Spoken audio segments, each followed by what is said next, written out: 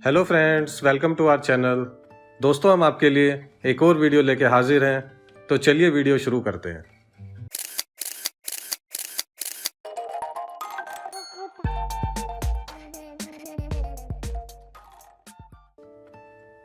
दोस्तों, दुनिया में पहली बार जब जापानी शहरों पर अमेरिका ने परमाणु बम गिराए थे तो चंद मिनटों में ही हजारों लोग मारे गए थे।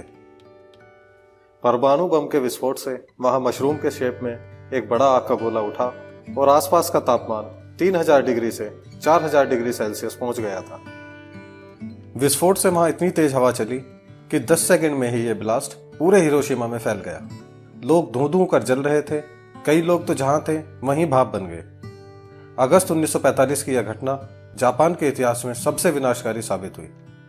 एक ही शहर हिरोशिमा में कम से कम 70,000 लोग मारे गए और जो लोग जीवित बचे वो आज भी उस हमले के बारे में सोचकर सिहर उठते हैं। सदाई कसोका नाम की एक लड़की जो उस समय 12 साल की थी, अब वह 90 की हो चुकी है। लेकिन जब भी परमाणु बम के हमले के बारे में सोचती है तो भयावह हालात बयां करने लगती है। सदाई कसोका ने कहा, परमाणु बम का विस्फोट एक चमकीले नारंगी प्रकाश की तरह लग रहा था। वह ऐसा था जैसे साल का पहला सूर्योदय हो रहा हो। सदाई ने बताया कि वो द्वितीय विश्व युद्ध का अंतिम दौर था।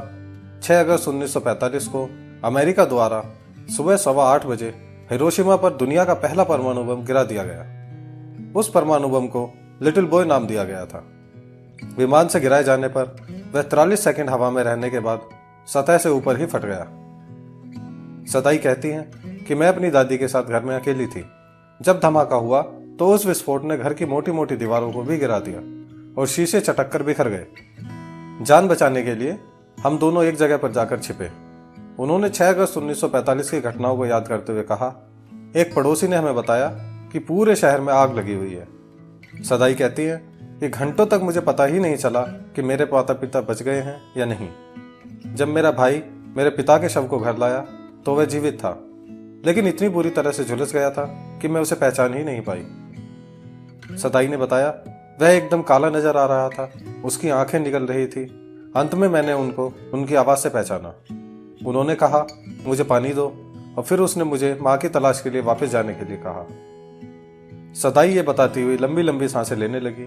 उन्होंने आगे कहा, किसी ने मुझसे कहा कि तुम्हें उन्हें पानी नहीं देना चाहिए, इसलिए मैंने उन्हें पानी नहीं दिया, लेकिन इस बात का मुझे अब भी गहरा अफसोस है।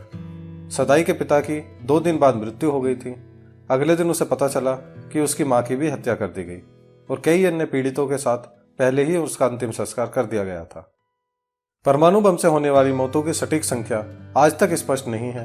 हालांकि हिरोशिमा प्रशासन का एक आकलन है कि 1945 के अंत तक वहां लगभग 1,40,000 लोग या तो विस्फोट में या तीव्र विकिरण विषाक्तता के प्रभाव से मारे गए थे।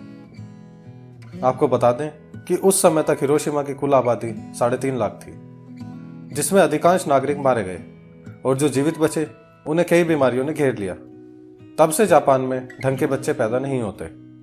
हिरोशिमा पर अमेरिका ने 6 अगस्त को पहला परमाणु बम गिराया था तो जापानियों को लगा कि फिर ऐसा नहीं होगा।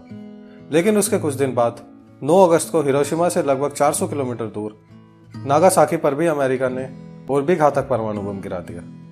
यह दूसरा बम एक बड़ा प्लूटोनियम बम था। वहां दिसंबर 1945 तक लगभग 74,000 लोगों ने अपनी जानें गंवा दी और जो लोग बच गए उनमें से कई दीर्घकालिक बीमारियों से पीड़ित थे। इन हमलों के बाद दुनिया भर में ये मांग उठी कि परमाणु हथियारों का फिर कहीं इस्तेमाल ना हो। नोबेल शांति पुरस्कार विजेताओं के अंतर्राष्ट्रीय अभियान की ओर से इस बात पर जोर दिया जाता है कि परमाणु हथियारों को खत्म कर दिया जाना चाहिए। हिरोशिमा और नागासाकी पर गिराए गए परमाणु बम इंसानी बनावट पर पहले और आखिरी परमाणु हमले हैं। तब से आज तक ऐसा नहीं हुआ। लेकिन पिछले साल यूक्रेन के खिलाफ छिड़े रूस के युद्ध को देखकर कई लोग ये आशंका जताते हैं कि ये युद्ध परमाणु हमलों तक न पहुंच जाए। तो दोस्तों, आपको ये जानकारी कैसी लगी हमें कमेंट करके जरूर बताइएगा। इस वीडियो को लाइक कीजिए, शेयर कीजिए और हमारे चैनल को सब्सक्राइब कीजिए। धन्यवाद।